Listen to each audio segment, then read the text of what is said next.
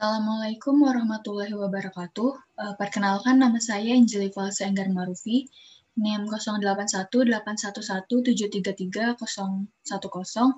mata kuliah Pemrosesan Citra Biomedis, Teknik Biomedis Universitas Airlangga. Di sini saya akan sedikit memaparkan mengenai ujian akhir semester dari saya. Nah, untuk kontennya yang pertama ada pendahuluan, kemudian yang kedua ada citra medis, ketiga analisis pengolahan citra, dan juga yang keempat atau yang terakhir itu contoh. Yang pertama pendahuluan. Di sini saya akan menjelaskan tentang kampus saya. Jadi Universitas Airlangga itu sudah berdiri sejak tahun 1954. Letaknya ada di Surabaya, Jawa Timur. Universitas Airlangga memiliki 15 fakultas dan 1 sekolah pasca sarjana. Universitas Airlangga memiliki 174 program studi yang terbagi menjadi 3 kampus. Yang pertama ada kampus A, ini terdiri dari 2 buah fakultas, yaitu Fakultas Kedokteran dan juga Fakultas Kedokteran Gigi. Kemudian untuk kampus B ada Fakultas Hukum, Fakultas Ekonomi dan Bisnis, Fakultas Ilmu Sosial dan Ilmu Politik, Fakultas Psikologi, Fakultas Ilmu Budaya, Fakultas Vokasi, dan juga Sekolah Pasca Sarjana. Untuk kampus C ada Fakultas Kedokteran Hewan, Fakultas Sains dan Teknologi, Fakultas Kesehatan Masyarakat, Fakultas Keperawatan, Fakultas Perikanan dan Kelautan, dan juga Fakultas Farmasi. Nah, kemudian berbicara mengenai teknik biomedis. Teknik biomedis ini telah ada di Universitas Airlangga sejak tahun 2008 dengan nama Teknobiomedik. Namun kemudian nama Teknobiomedik itu dirubah menjadi teknik biomedis pada tahun 2018. Nah, teknik biomedis ini terletak di kampus C Universitas Airlangga. Teknik biomedis Universitas Airlangga ini akreditasinya sekarang udah A, itu dari tahun 2018. Diiringi dengan pergantian namanya dari teknik biomedik menjadi teknik biomedis. Nah, untuk teknik biomedis ini memiliki 2 buah peminatan. Yang pertama itu biomaterial dan juga instrumentasi medis. Untuk yang instrumentasi medisnya sendiri itu dibagi menjadi 2 lagi. Yang pertama ada software dan juga hardware. Untuk yang biomaterial itu lebih ke seperti implan-implan atau yang masuk-masuk ke dalam tubuh, sedangkan untuk instrumentasi medis itu lebih ke program, untuk yang softwarenya, untuk yang hardwarenya lebih ke alat-alat medisnya seperti EKG, USG, dan juga lain-lainnya. Kemudian kita akan masuk ke yang kedua yaitu citra medis. Jadi citra medis adalah suatu pola atau gambar 2 dimensi bagian dalam manusia yang digunakan oleh ahli kesehatan untuk mendeteksi dan menganalisa penyakit pasien.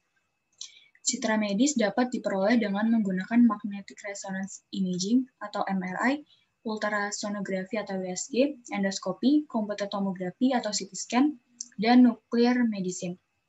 Dalam proses pengambilannya, citra medis ini memiliki beberapa kelemahan, seperti sensitif terhadap kontras, mengalami keburaman atau blur, memiliki noise, memiliki bercak, dan juga bagian-bagian detail lainnya, sehingga citra medis ini diperlukan pengolahan citranya lagi, sehingga dapat meminimalisir kelemahan-kelemahan tersebut. Nah, ini yang tadi computerized tomography scan atau CT scan, karena nanti di contoh saya akan menggunakan yang dari CT scan. Jadi CT scan adalah prosedur pemeriksaan medis yang menggunakan kombinasi teknologi sinar X dan sistem komputer khusus untuk menghasilkan gambar organ, tulang, dan jaringan lunak di dalam tubuh. CT scan biasanya digunakan untuk memperoleh diagnosis kelainan otot, tulang, dan sendi, menentukan lokasi dan ukuran tumor, menentukan lokasi infeksi dan bekuan darah, memandu prosedur medis, mendeteksi dan memantau perkembangan kondisi dan penyakit tertentu, serta mencari tahu lokasi cedera atau pendarahan internal. Nah, ini proses pengolahan citra. Jadi, proses pengolahan citra ini terbagi menjadi 4 bagian. Yang pertama ada pembentukan citra atau akuisisi data. Yang kedua adalah pre-processing. Yang ketiga ekstraksi ciri. Yang terakhir adalah klasifikasi. Untuk pembahasannya akan ada di slide selanjutnya. Untuk yang pertama, akuisisi data. Jadi, akuisisi data ini adalah bagaimana proses supaya kita mendapatkan data. Misalnya tadi kita membahas tentang CT scan. Nah, salah satu contohnya adalah akuisisi data itu berasal dari CT scan. Nah, komponen proses pembentukan citra dari akuisisi data ini yang pertama ada digitizer, yang berfungsi untuk menangkap citra digital yang akan direpresentasikan secara numerik sebagai inputan bagi komputer. Yang kedua ada komputer digital yang digunakan untuk melakukan pengolahan secara digital. Yang ketiga ada piranti tampilan, yang berguna untuk merepresentasikan citra yang telah diolah dengan komputer digital, dan yang terakhir ada media penyimpanan, yang berguna untuk menyimpan citra digital untuk jangka waktu yang bersifat sementara atau lama. Yang ketiga ada pre-processing. Jadi pre-processing ini setelah kita mendapatkan akuisisi data. Jadi operasi-operasi pengolahan citra ini dilaksanakan untuk memperbaiki atau modifikasi citra yang perlu dilakukan untuk meningkatkan kualitas atau menonjolkan beberapa aspek informasi yang terkandung dalam citra. Elemen di dalam citra perlu dikelompokkan, dicocokkan, dan juga diukur. Dan yang terakhir adalah jika sebagian citra tersebut perlu digabung dengan bagian citra yang lain. Nah, ini kemudian dari yang tadi proses pre-processing itu dibagi lagi menjadi 6 klasifikasi pengolahan citra. Yang tiganya ini. Jadi yang pertama ada perbaikan kualitas citra yang bertujuan untuk memperbaiki kualitas citra dengan cara memanipulasi parameter-parameter citra. Yang kedua ada pemugaran citra yang bertujuan untuk menghilangkan atau meminimalkan cacat pada citra. Yang ketiga kompresi citra yang bertujuan untuk merepresentasikan citra ke dalam bentuk yang lebih kompak sehingga memerlukan memori yang lebih sedikit. Kemudian yang keempat segmentasi citra yang bertujuan untuk memecah suatu citra ke dalam beberapa segmen dengan suatu kriteria tertentu. Yang kelima, analisis citra, yang bertujuan untuk menghitung besaran kuantitatif dari citra untuk menghasilkan deskripsinya. Dan yang terakhir ada rekonstruksi citra, yang bertujuan untuk membentuk ulang objek dari beberapa citra hasil proyeksi. Nah, kemudian ini yang ketiga ada ekstraksi ciri. Jadi ekstraksi ciri ini dibagi menjadi dua, yaitu ciri warna dan juga ciri tekstur. Nah, untuk warna ini dibagi menjadi dua. Yang pertama ada RGB atau red, green, dan juga blue, atau citra berwarna, dan juga grayscale atau citra abu-abu. Nah, untuk RGB sendiri itu dibagi menjadi tiga. Yang pertama hue, saturation, intensity atau HSI, HSL, hue, saturation value atau HSV. Untuk yang tekstur ini ada tiga. Yang pertama statistik ordek 1, yaitu metode pengambilan ciri yang didasarkan pada karakteristik histogram citra. Kemudian statistik ordek kedua, yaitu metode pengambilan ciri yang mempertimbangkan hubungan antara dua piksel dengan citra. Dan statistik ordek ketiga dan yang lebih tinggi, yaitu metode pengambilan ciri yang mempertimbangkan hubungan antara 3 atau lebih piksel. Nah, kemudian ini ada klasifikasi yang terakhir. Jadi, ini adalah dua contoh dari klasifikasi, yaitu backpropagation dan juga LVK. Backpropagation ini merupakan mode klasifikasi yang jaringannya terdiri dari banyak lapisan. Sedangkan untuk LVK ini merupakan metode klasifikasi pola yang outputnya mewakili kelas tertentu. Nah, ini kita langsung ke contohnya aja. Jadi, untuk contoh di sini adalah segmentasi citra toraks menggunakan metode thresholding, yang diakuisisi datanya menggunakan pesawat CT scan. Kita langsung ke MATLAB saja. Nah, ini adalah untuk codingannya. Tapi untuk lebih memudahkan, di sini saya akan menggunakan LiveScript agar penjelasannya juga lebih enak. Ini datanya saya run kembali.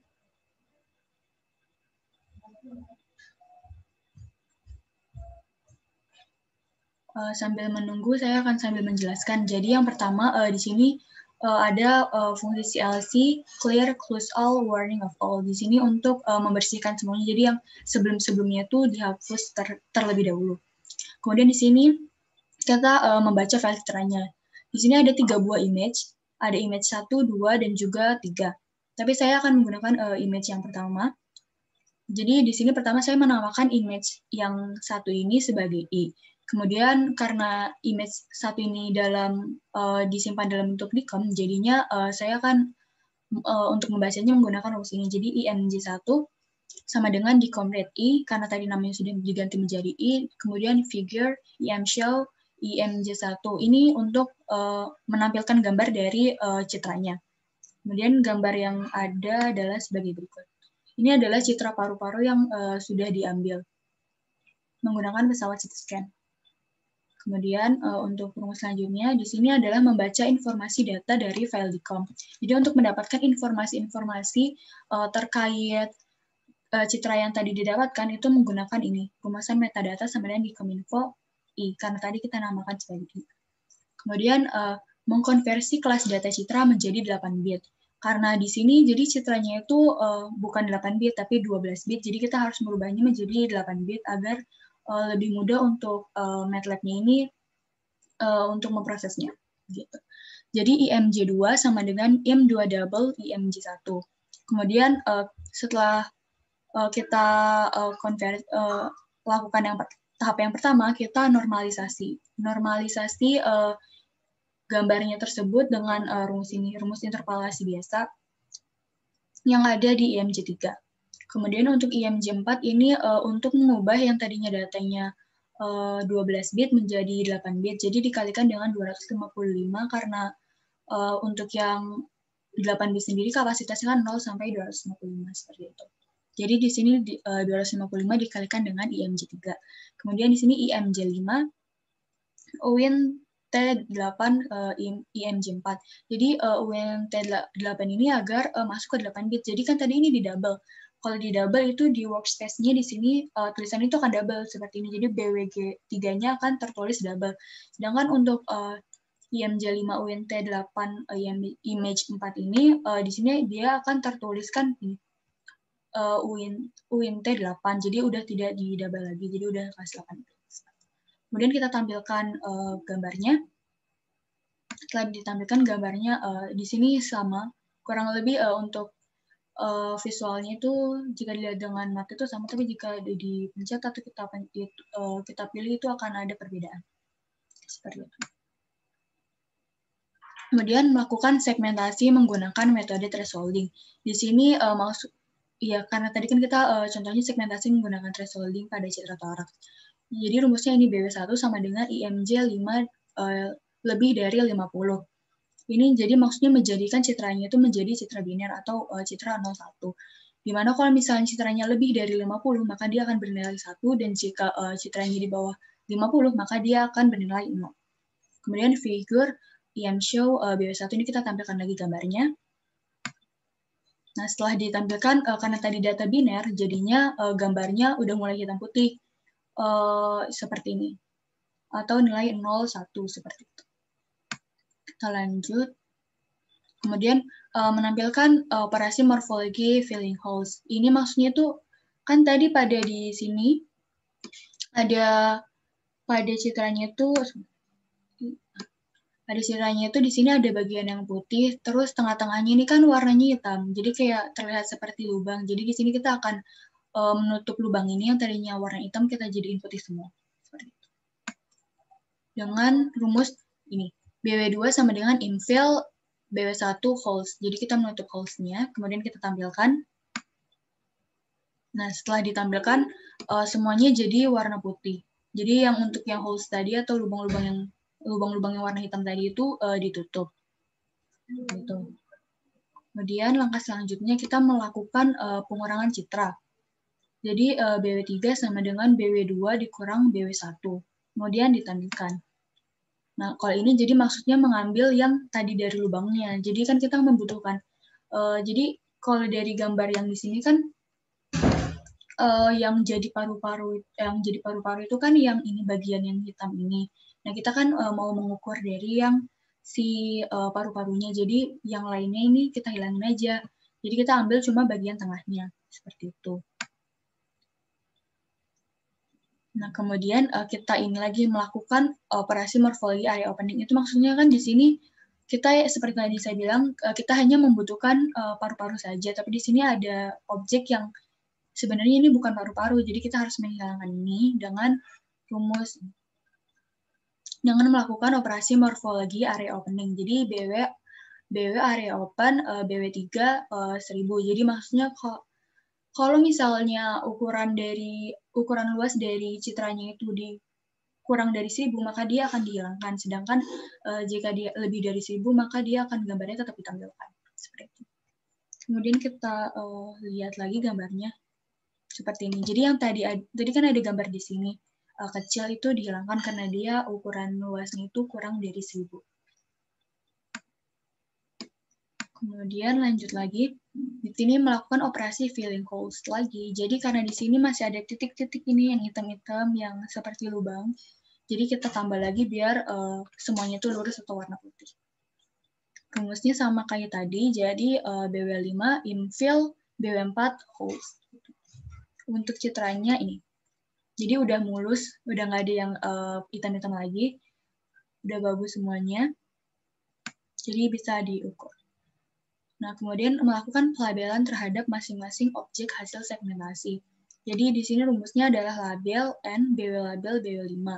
Figure ini nggak tertampilkan, jadi maksudnya di sini itu kan tadi di sini. Jadi untuk yang gambar ini, di sini hanya ada tadinya citra biner. Jadi misalnya yang warna hitam ini hanya ada menampilkan 0 sama 1 aja. Tapi untuk yang, jadi yang hitam ini 0, yang putih ini 1 gitu.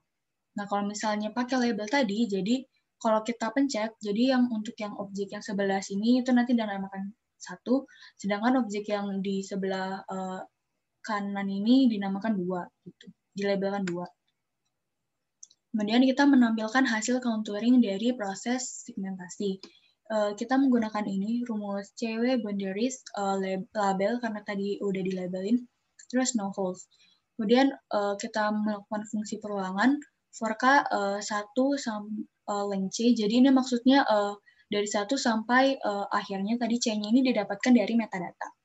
Kemudian boundary CK, plot boundary ini untuk menampilkan, jadi nanti pada gambarnya itu bakalan ada warnanya.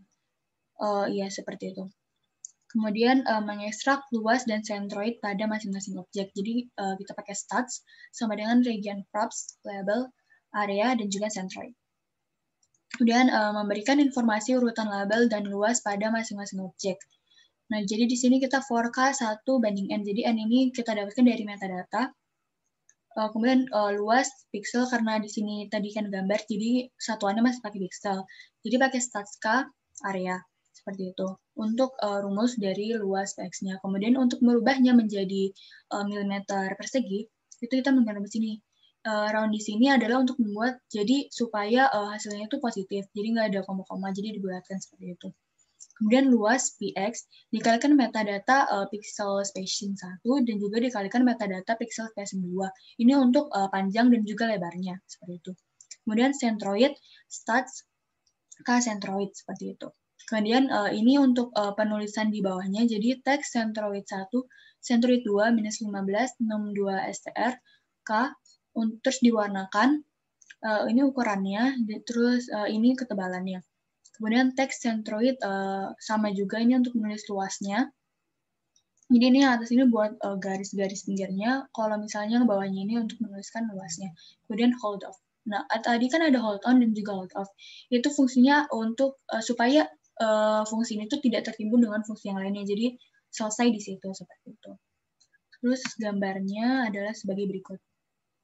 Nah, jadi yang ini tuh warnanya kuning, yang ini tuh luasnya. Jadi untuk yang luas 1 ini 7.965 mm persegi. Untuk yang luas 2 ini ada 5.520 mm persegi. Seperti itu. Mungkin itu saja yang dapat saya sampaikan. Kurang lebihnya mohon maaf. Wassalamualaikum warahmatullahi wabarakatuh.